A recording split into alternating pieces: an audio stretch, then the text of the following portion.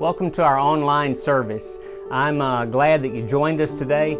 My name is Rodney Culpepper, and I'm the Next Level Pastor here at Casada. And our mission here at Casada Baptist Church is to help people find and follow Jesus Christ. And I hope the service today helps you do just that. So Psalm 24:7 says to fling open the gates. Open the ancient doors and let the King come in. Who is this King? He is the Lord, strong and mighty. So let's lift up our praise and let the King come in as we sing Open the Gates.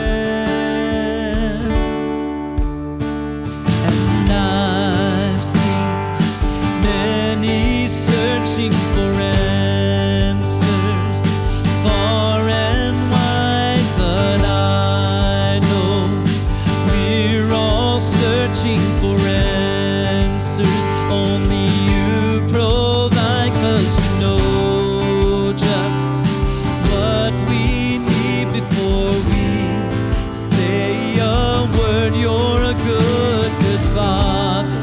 It's who you are. It's who you are. It's who you are, and I'm loved by you. It's who I am. It's who I am. It's who I am. You are perfect in all of your ways. You are perfect in all of your ways. You are perfect in all of your ways to us. You are perfect in all of your ways. You are perfect in all of your ways. You are perfect in all of your ways to us. Oh, it's love so undeniable. I can hardly speak.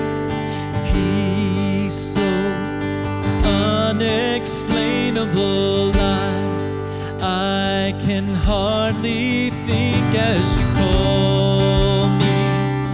Deeper still as you call me. Deeper still as you call me.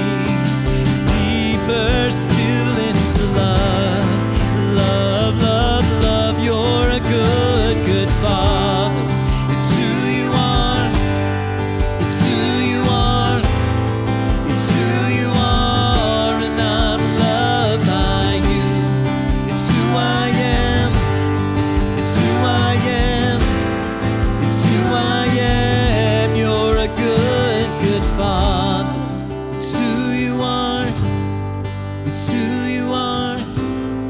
It's who you are, and I'm loved by you. It's who I am. It's who I am. It's who I am. Thank you, Father, for allowing us to be able to gather where we are right now, to be in your presence, to experience your love and your mercy and your grace. Lord, as we listen to your word, Lord, open our eyes to all that you are. It's in your mighty name that we pray. Amen.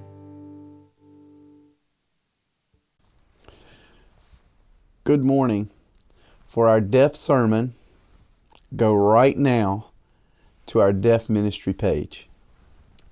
I want to thank you for every week being faithful in your giving. Your giving makes a tremendous difference in your life and in the lives of other people.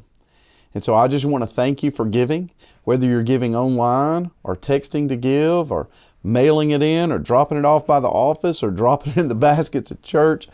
We're just so thankful that your commitment to giving has continued, even though you may have had to find a new way to give back to the Lord, to your church. So grateful for you.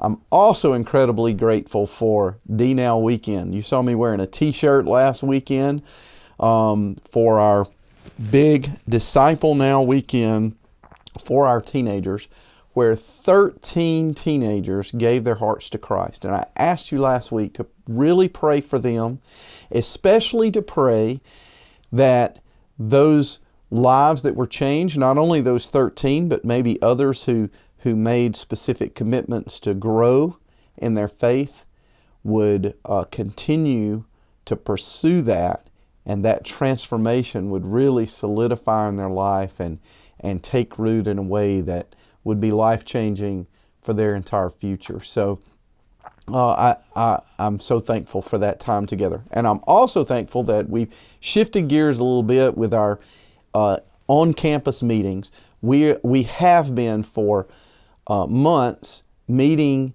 with different groups of people every other week. That has served us so well. But now we're beginning to meet every week. We're shortening the services a little bit to give time in between the services so we don't have overlap. But we're going back to our original schedule of 8:30, 9:45, and 11 o'clock every week. I hope you'll come to join us. And I wanted to answer some questions. Can you come to any service? You can. It doesn't matter which one of those three you want to come to. Previously, we'd given you an assignment trying to keep the groups together, but we feel comfortable the way that you've done such a great job as you come in to mask up and social distance that, we have such a big room. I think we're in good shape. You can come to any service. Can you invite a guest? Sure. Invite people to church. Assure them of the things we're doing to protect them and take care of them, but yet still participate together and invite them to come. Can I come without a reservation? Yes, we're not requiring reservations. Now, we realize that we might get overcrowded in one of our hours. And if that happens, we'll figure it out. We'll deal with it. We'll make some adjustments. But for now, you don't have to go online and reserve anything. Just come, okay? Last, are we still wearing masks and social distancing? We are. We're wearing masks in the building. We're sitting every other pew and just on the ends of the rows. But feel free. If you're comfortable with being around who you're come with, who you're sitting, you sit with them. And even if it's a guest, if you're comfortable with them, you can sit with them. But we are wearing masks and social distancing. So I hope to see you on campus. But if not, I want to remind you that we're going to continue with this online service. It's just an extra opportunity for me to preach. So I'm just going to preach to you in this venue and in this way for the foreseeable future. So join with me this morning in just a few moments as we continue talking about the nature of God. Well, hello. I'm so thankful that you could meet with me today and allow me to share with you about the nature of God. We've been talking about the book of Genesis and how in this beginning book, God is explaining to us who He is, that He's the Creator. And because He's the Creator, He has the right, the authority to make limits and boundaries and rules. And even though He's making those boundaries, He's just and He's fair. And because He is the Creator and has that authority, He has the authority and right to threaten us and carry out those threats if we're not obedient to those. But the question really is, and always as we discuss this, will we have faith in Him? Do we trust Him? Do we believe in Him? Will we follow Him? We talked last week about what our greatest fear is. And I know one of our fears is, will God provide for me? Will God help me? And so I want to share with you today from Genesis 21 through 24, 3 separate stories that answer the question, will God provide for me? And I'm just going to go ahead and tell you, let's just, rip the Band-Aid off. Yes, He will provide for you. The question is, I want you to look at these 3 things as 3 different circumstances, 3 different situations in which God shows that He will provide. Now, the first circumstance is what I'd call the tragic circumstance. It's a situation where you're in desperate need.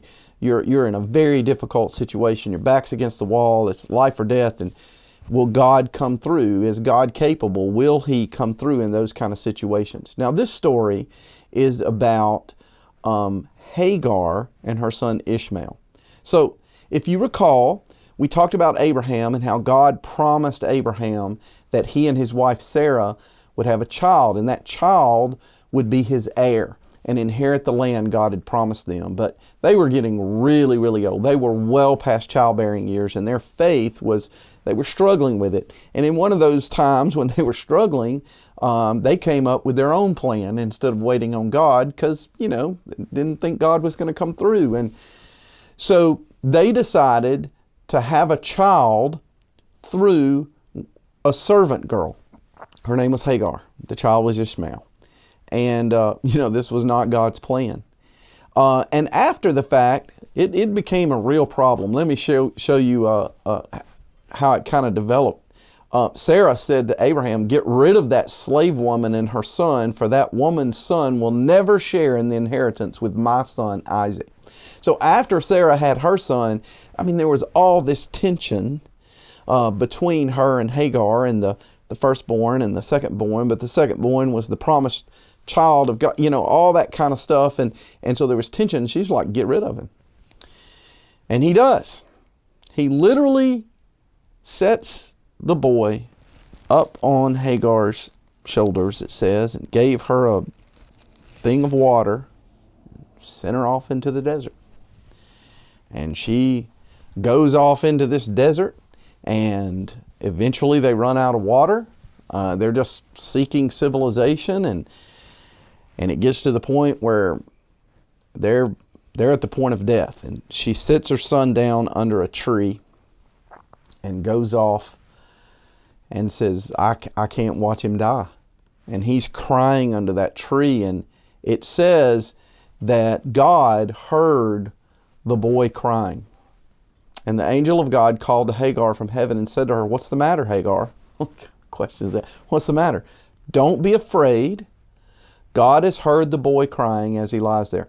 And we talked about this last week. What are we afraid of?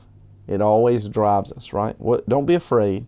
God's with you. God will provide. And then there's this miraculous moment. It says God opened her eyes and she saw a well of water. And so she went and filled the skin with water and gave the boy a drink. They survived. They kept traveling. They found civilization, and things turned out okay for them, and turned out pretty well for them, as a matter of fact, even though they were abandoned.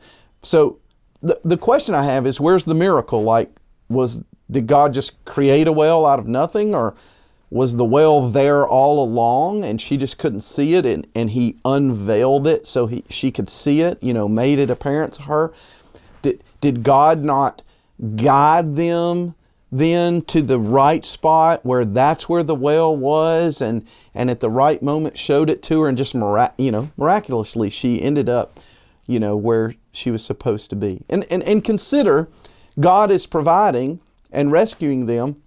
This is not the chosen child. This is not the favored one. This was not the plan. This is the misfit. This is the other one, the undesired one, the leftover one, the left behind one, the cast off. And yet, God provides. So the question, does God provide in the desert with no water? Does God provide in the tragic circumstance? Will God show you a way out? Can you find a way in God when there is no other way, when there seems to be no way? And I just want you to know that no matter what your circumstance is, no matter what your situation is, no matter how dire, no matter how difficult, no matter how impossible, that God knows where you are. He knows your situation. He hears your cry. And God will provide. Trust Him. Listen to Him. There's a well of water in the desert for you. Now let's look at the second situation. That story's in Genesis 21. Let's look at Genesis 22. We'll call this the test of faith. Now, this isn't about a tragic circumstance. This is about a test. So this is about the chosen child. This is Isaac. This is the heir, the future, the one who's been promised, the one who will inherit, the one who God had made a covenant with Abraham and showed him, look at the stars in the heaven. This will be your descendants, and it will be through this boy. This is the child. And so Abraham treasures this truth. He treasures Isaac. And so the test is, will you give me what you treasure most?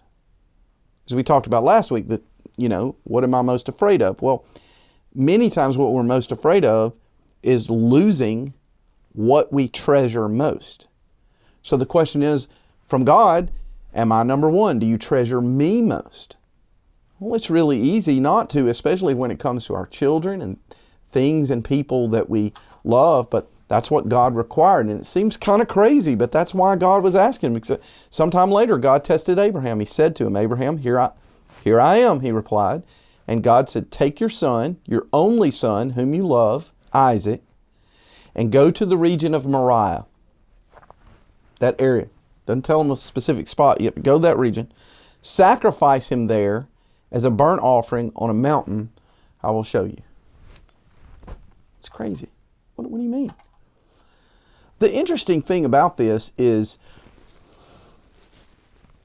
God had made a covenant with Abraham. So Abraham truly believed that Isaac was the child, the heir. So how do you reconcile that he's the heir, that God's made a covenant, he will not go back on his word, and now these instructions? What is God doing? What is God going to do? Like, I don't get it. I thought if I followed God and trusted God, it'd be a smooth path. This seems contradictory. How do I handle that? We actually know from Hebrews 11, and I'm going to skip a verse and show you that. In Hebrews 11, verse 17, it said, by faith, Abraham, when God tested him, offered Isaac as a sacrifice. And verse 19 said, he reasoned that God could even raise the dead.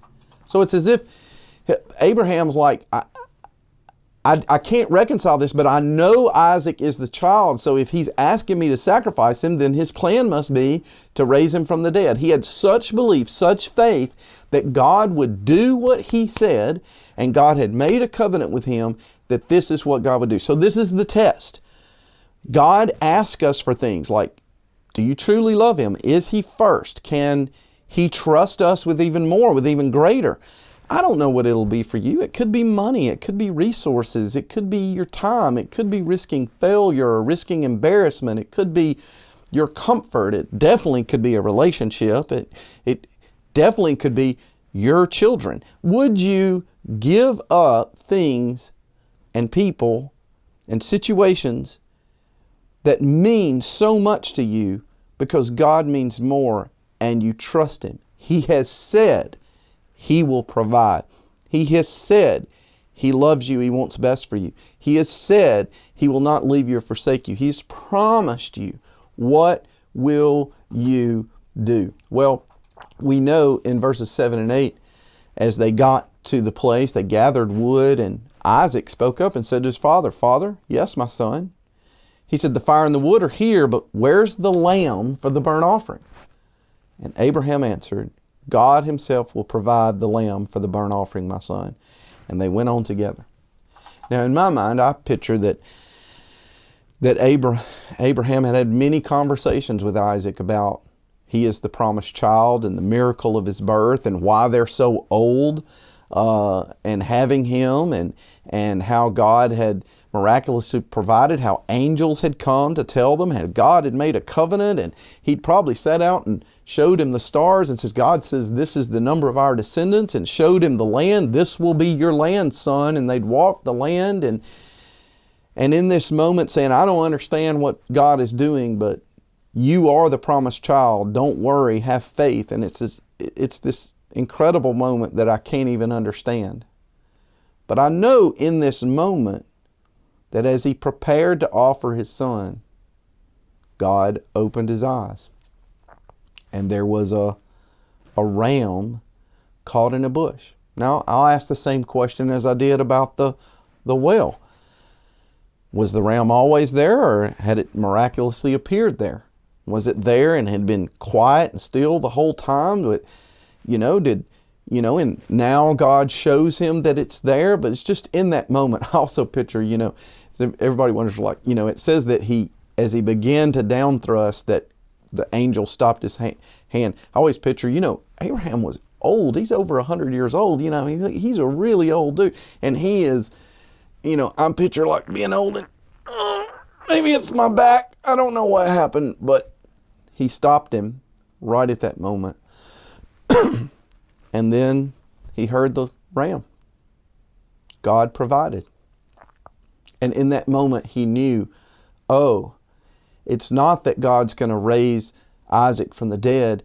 God spoke to him and says, no, here I am providing. I wanted to see would you give me what you treasure most? And I know now that I'm number one, and I just want you to know God will test you. But the question for us is, will God provide what you need when He has asked you to faithfully give up what you have? Will He provide the substitute, the replacement that is actually a better choice? Will He provide this thing for you? Or is it too costly for you to trust that God will provide? In some ways, it's easier to trust God in the tragic circumstance, even though we're hurting. But this is a different kind of hurt. Will we trust Him to give up something? I have what I want and what I need. This circumstance, I don't have it. Will God provide? I have it. Will I give it up for God? Let's look at the third circumstance. The third circumstance is about the basic troubles of life. Sometimes it's not this big test of faith. It's not this tragic circumstance. I'm just in life. Like, I'm trying to pay the bills. I'm trying to get something repaired. I'm trying to get a vaccine during a pandemic. I'm trying to have a happy home and be a healthy person. Maybe it's even bigger than that. Maybe I'm trying to find a house. I'm trying to find a job. I'm trying to find a spouse.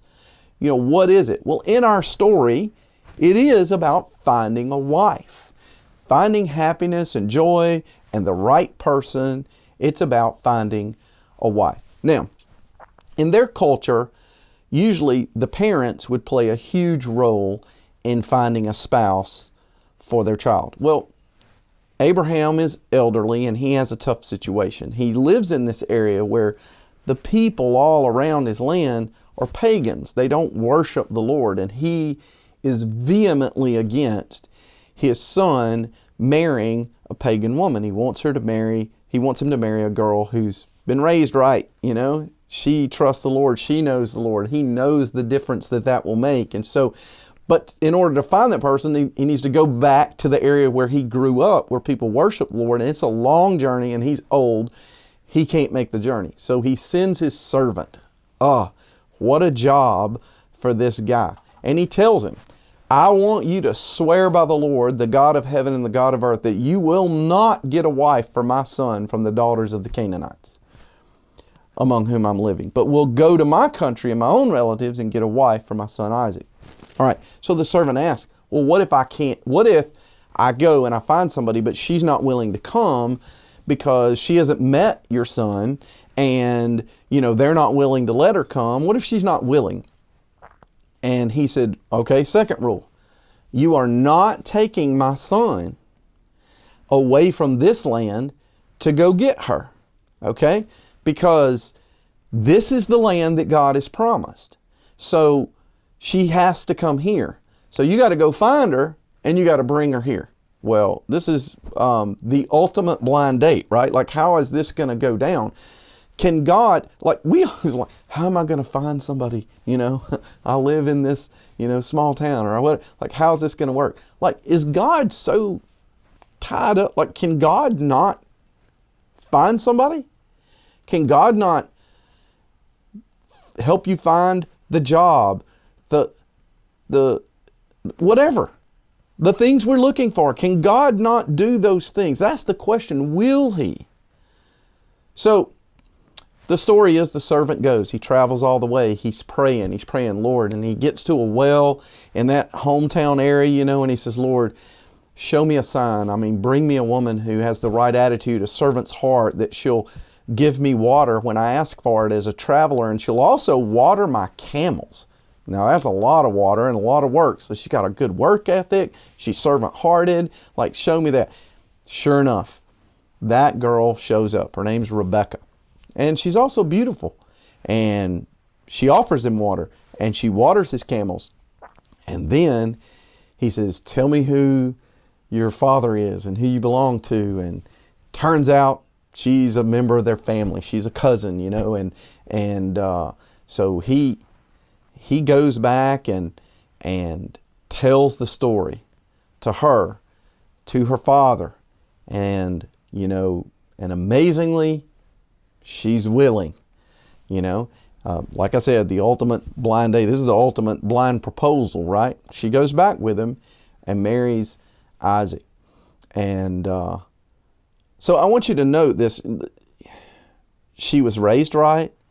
He was looking for that. She had the good character traits. She was servant-hearted. She was also beautiful, plus, right? She was willing. She had faith. She heard the story of how God was providing, and she believed in that provision and believed she was part of that provision.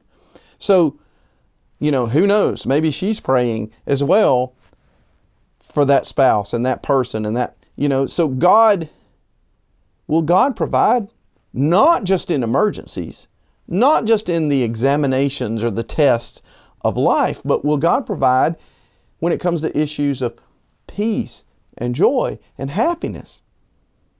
You know, and God will provide if we'll trust Him, if we'll follow Him. God has many names in Scripture. One of those names is Jehovah Jireh. God will provide. And so I just wanted to give you a message of encouragement today. I don't know where you're at. I don't know if you're in a very difficult circumstance and you're pleading, crying for help from God. I don't know if it's because you're in good circumstances. You just have a situation, you're wanting something, you want something else. Will God provide that and provide it in a great way? And maybe you're in such good circumstances that God's trying to test and see, yeah, but are those things taking the place of me? In all of these circumstances, what God is trying to say to us in the book of Genesis, He will provide. If you truly let Him be number one in your life and you trust Him and you follow Him, He will provide. I think the hard part for you and I is it's not always, you know, when I want Him to provide. It's not always the way I want Him to provide. It's in ways that I don't see. But I trust that in that moment, God will unveil my eyes and show me the well of water. He will show me the ram in the bush. He will show me the bride-to-be at the well. Will you trust the great provider for your life? My prayer for you is that you will. May you look to Him this week to provide for you. Thank you for worshiping with us online here today, and I really hope that the message spoke to you and made an impact in your life.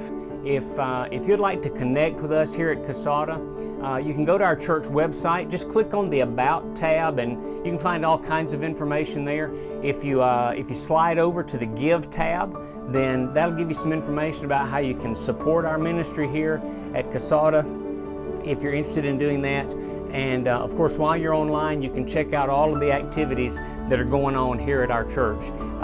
Thank you again for worshiping with us today, and we look forward to seeing you right back here next week.